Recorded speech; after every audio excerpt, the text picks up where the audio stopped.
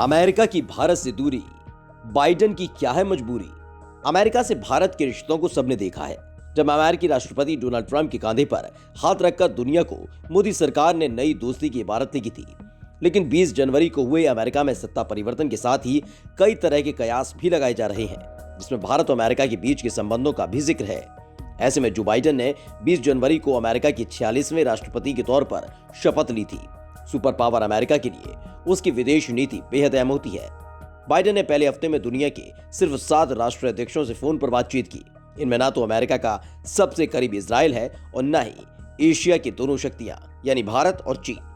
थोड़ा और आगे बढ़े तो इस फहरिस्त में कोई खाड़ी देश मसलन सऊदी अरब, यूएई और बहरीन भी नजर नहीं आता। जो बाइडेन ने 20 जनवरी को अमेरिका के 46वें राष्ट्रपति के तौर पर शपथ ली थी। बाइडेन ने पहला फोन कनाडा प्रधानमंत्री जस्टिन ट्रूडो को किया था। बाइडेन ने सत्ता संभालते ही कनाडा के साथ प्रस्तावित कीस्टोन पाइपलाइन समझौते को रद्द कर दिया था। इससे कनाडा में काफी नाराजगी है। बाइडेन इस नाराजगी को दूर करना चाहते हैं। मैक्सिको के साथ बॉर्डर का मसला है। ट्रंप के दौर में नाटो देश अमेरिका से दूर हो रहे थे।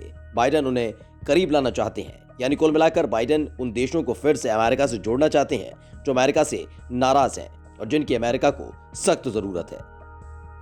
रूठों को मनाने में जुटे बाइडेन।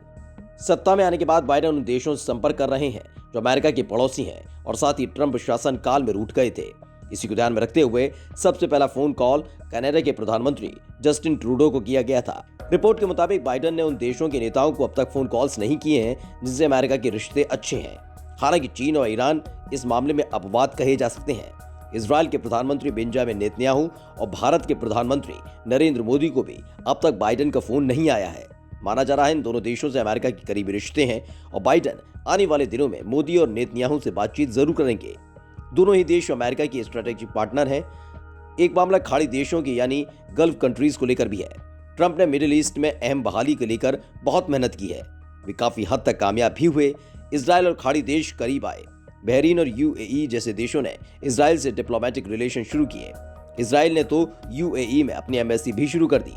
सऊदी अरब भी काफी हद तक इजराइल के करीब आ चुका है। हालांकि औपचारिक तौर पर उसने अभी तक उसे मान्यता नहीं दी है। ट्रंप ने अपने कार्यकाल के शुरुआती हफ्ते में मैक्सिको, जर्मनी, फ्रांस और रूस के नेताओं से बातचीत की थी। लेकिन सबसे पहले उन्होंने इजरायली प्रधानमंत्री से कार्यकाल शुरू होने के तीसरे दिन ही बातचीत की थी। जब ओबामा पहली बार राष्ट्रपति बने थे तो उन्होंने पहले हफ्ते में इजिप्ट, इजराइल, जॉर्डन और फिलिस्तीन के नेताओं से बातचीत की थी।